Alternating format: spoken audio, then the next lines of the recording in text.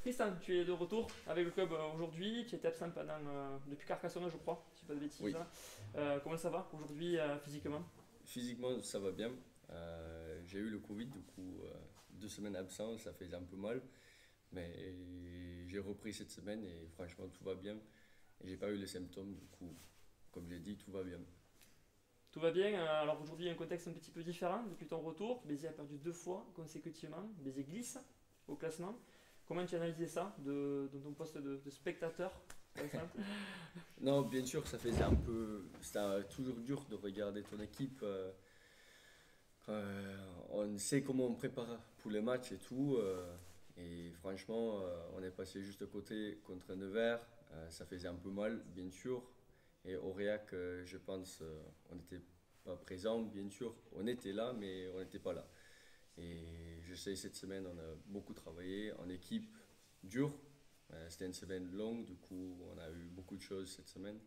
Et franchement, après l'entraînement hier, c'était beaucoup mieux.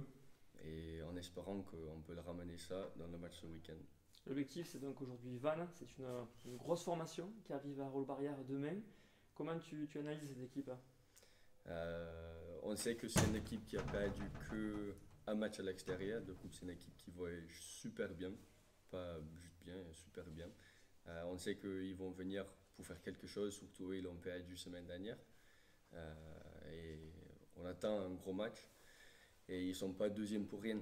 Et du coup, c'est à nous de répondre présent.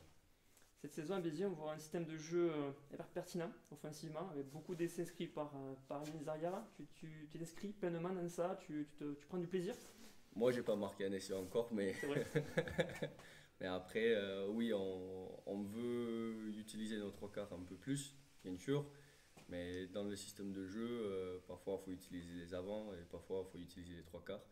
Et c'est quelque chose qu'on travaille, c'est quelque chose qu'on essaie de maîtriser. Bien sûr, il y a toujours les...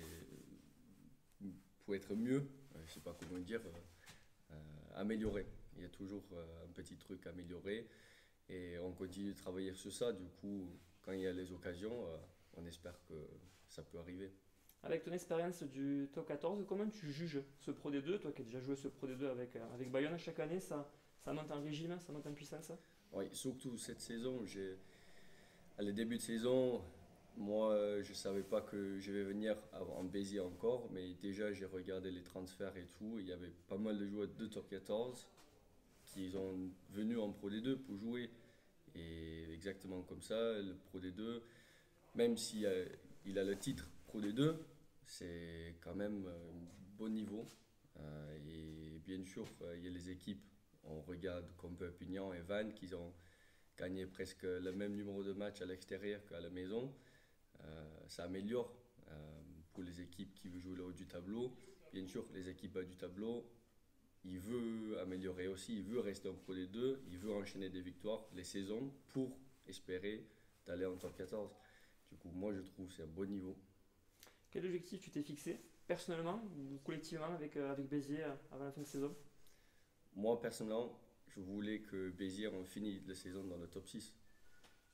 C'était individuel mais aussi objectif pour l'équipe. Parce que on joue justement pour ça, pour finir dans les phases de qualification. Et il en reste encore 14 matchs. Il y a le temps. Et même après, comme on a dit, les deux défaites, les 2 semaines dernières, encore on peut croire. Et moi, je crois encore. Il faut commencer par ce week-end-là contre Vannes.